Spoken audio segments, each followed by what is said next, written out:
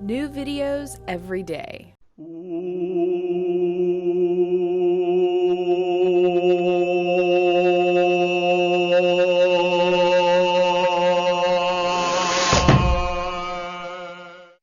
I like to know things.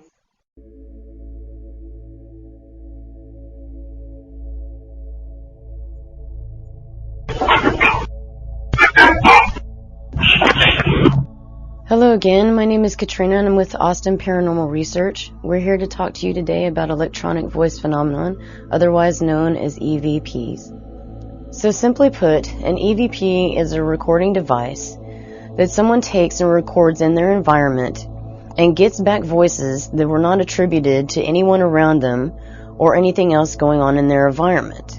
And so now I'm going to show you how you can go out and you can do your own EVPs and you can decide for yourself whether they're real or whether they're not. EVPs were first discovered by a man named Frederick Jurgensen back in June 12th of 59 when he was out in his garden recording bird songs. One day he was out there recording chiffon bird calls, and when he listened to the recording back, he heard a large roaring sound, and then a man began to speak to him about the different sounds of the birds at night. Then came in a chorus of different types of birds singing, and then just as abruptly, the song stopped and the chiffon songs began as normal. Jurgensen was so intrigued with his findings that he continued to record throughout his lifetime and eventually wrote a book called Rusterna van Rijmden, translated in English meaning The Voices from Space. Okay, now before I start teaching you how to do EVPs, I want to warn you first not to try and do EVPs in your home. One example was a friend of mine who had just moved into her home and she had actually been doing EVPs and paranormal research for a while. Well, she had her audio recorder set up in her kitchen and you can hear the TV in the background. She's in the living room and you hear this recording going on. When she played the recording back, it literally sounds like someone is being murdered in her kitchen. You hear what sounds like bodies being slammed up against the wall. You hear this man screaming for help, and she was absolutely horrified. So instead of doing the bright thing and discontinuing the work of the EVP in her home, she continues doing it, becoming more and more obsessed and more frightened, and eventually, within 3 to 6 weeks after she moved in, she ended up moving back out of her house.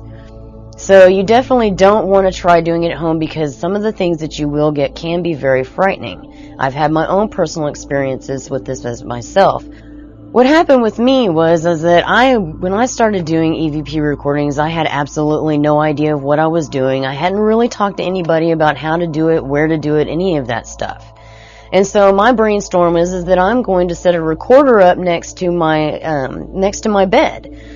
Well, I was wide awake. It was dead silent. There was no other, noise going on, no cars in the background, none of that stuff. And from the second that I turned the recording on, the first voices I get, what sounds like almost like a computer would talk back at you. It was very mechanical, and I still to this day don't know exactly what it says. Then you hear what sounds very obviously like a little boy saying, "Help me, Chris." And you hear this very menacing spirit tell him no, but he whispers it at him like real ugly. And then you hear my cat jump up on the bed. She kind of meowed as she was getting up. And you hear another spirit say, "Well, what was that?"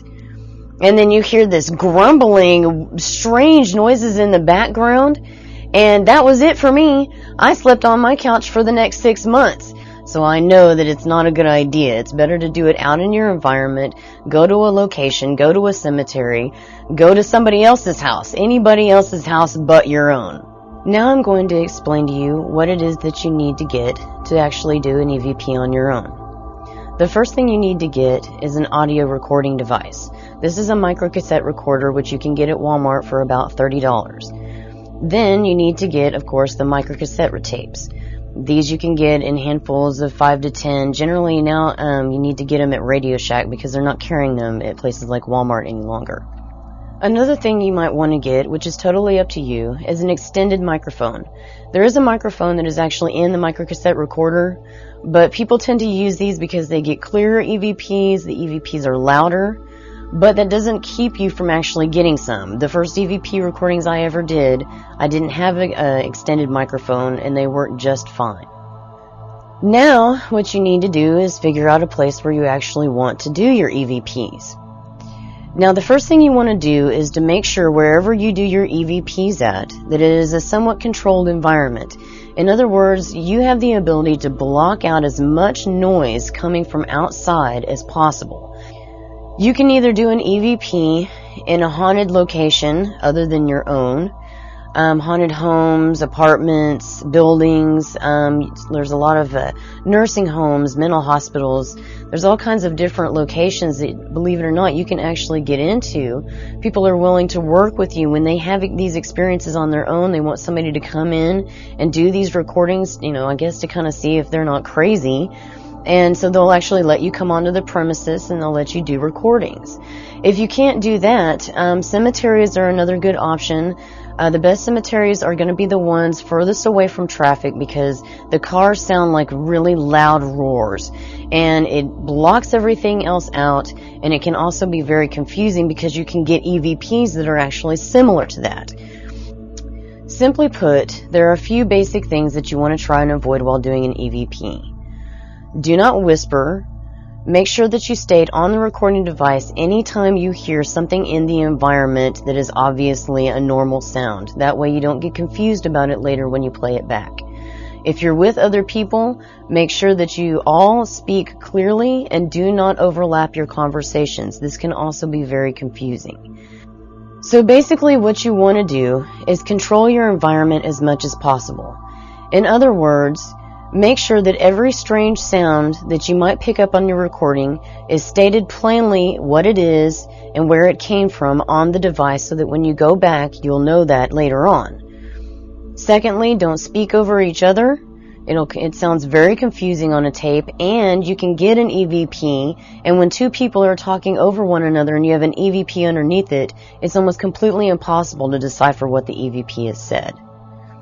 A lot of times what I do is if I go with a group out to, say, a cemetery or a location, I'll tend to wander away from the people as much as possible so that way it's really just me, my recording device, and my environment.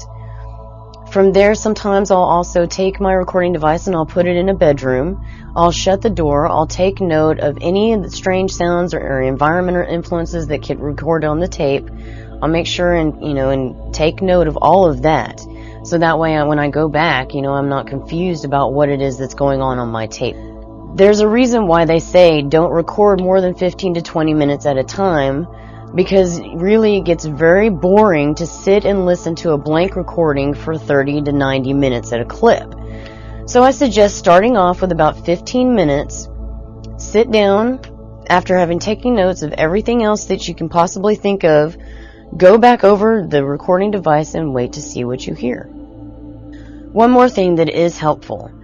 I use the detachable computer speakers and I hook them up into my microphone so that I can actually make the EVP recording much louder. This is so much help, you would not believe. So if it's at all possible, you can even plug your recorder into your stereo system or into your computer. Anything to kind of boost that volume, because the actual microcassette recorder itself does not turn up very loud, and you really need to be able to catch those softer whispers, because a lot of time you'll get what they call a Class C EVP, which is just nothing but a whisper. So make sure you've got the audio equipment to really be able to hear what it is you've recorded. Now you have all the information that you need to go out and do EVPs on your own.